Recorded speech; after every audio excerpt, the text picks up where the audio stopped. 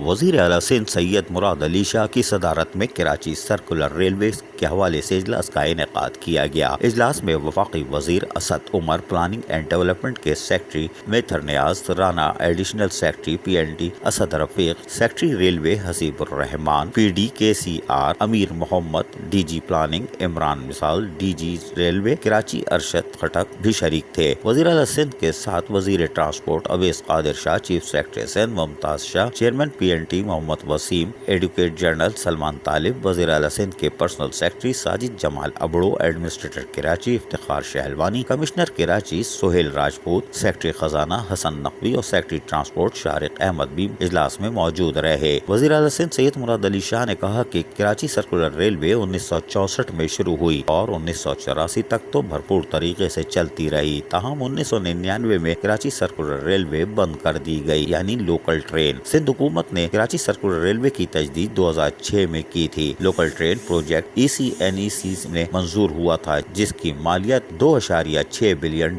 تھی۔ وزیر اعلیٰ سندھ سید مراد علی شاہ نے اجلاس میں کہا کہ JAICA میں 2012 تک پروجیکٹ کی فیزیبلٹی اور دیگر امور میں رہا، اس کے بعد الگ ہو چکا ہے۔ وزیر اعلیٰ سندھ نے 2016 میں وزیر اعظم سے کراچی سرکولر ریلوے کو CPEC میں شامل کروایا۔ انہوں نے کہا کہ کراچی سرکولر ریلوے کا 12 کلومیٹر کا سیکشن پاکستان ریلویز کے پروجیکٹ ML1 سے اوور لیپنگ کر رہا تھا۔ آج گراؤنڈ میں 14.95 کلومیٹر اور 28.18 کلومیٹر ایلیویٹڈ ہوگا، اور یہ سرکولر ریلوے 24 اسٹیشن کے ساتھ 55 لاکھ مسافر روزانہ سفر کریں گے، اس سے سہولت میسر آ سکے گی۔ جبکہ ان کا کہنا تھا کہ کراچی سرکولر ریلوے کے روٹ سے تمام تجاوزات ہٹا دی گئی ہے، باقی 5 کلومیٹر جو رہ گئی ہے اس کو بھی کلیئر کرنا ہے۔ جبکہ اس موقع پر سیکرٹری ریلویز نے بھی اجلاس میں بریفنگ دی، جبکہ بتایا گیا کہ کراچی سرکولر ریلوے کا پروجیکٹ 3 مرحلوں پر مشتمل ہے: single link track, rolling stock اور آپریشن۔ دوسرے مرحلے میں ٹریک کو ڈبل کیا جائے گا،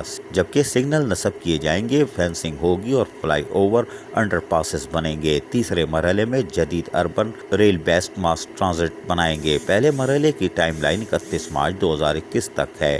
12 کلومیٹر ٹریک سٹی اسٹیشن سے اورنگ اسٹیشن تک گرین لائن سے ملے گی۔ اسٹیشن کی عمارت کی بحالی کے لیے بھی ٹینڈرز کیے جا رہے ہیں۔ وزیر اعلیٰ سندھ سید مراد علی شاہ نے کہا کہ سندھ حکومت کراچی سرکولر ریلوے کو شروع کرنے میں ریلوے کام سے مکمل تعاون بھی کرے گی۔ اب دیکھتے ہیں آگے مزید کیا ہوتا ہے۔ عزیز عارف، KBS بلدیاتی نیوز کراچی۔